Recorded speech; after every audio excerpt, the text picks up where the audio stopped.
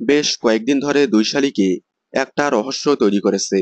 কারণ ধারাবাহিকে আগমন হয়েছে মুখোশধারী এক নতুন শত্রুর। তবে কে এই শত্রু? মুখ না দেখার কারণে ক্লিয়ারভাবে বোঝা যাচ্ছে না কে হতে পারে। তবে এ কোনো চেনা শত্রু নয়, অচেনা শত্রু। হতে পারে 20 বছর আগে অনিমেষ রয় ওনার বিজনেস পার্টনারকে খুনের দায়ে 12 বছর জেলে ছিল।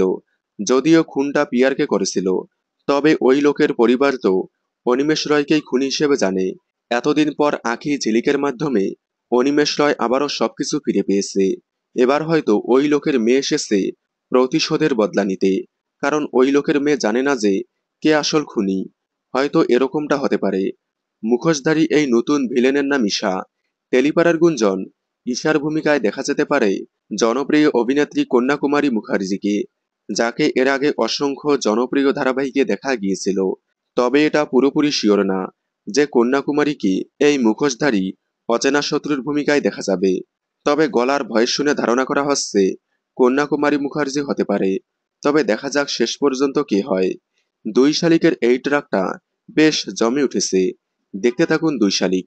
সোম থেকে রবি ঠিক বিকেল 5:30টায় স্টার জলসায়।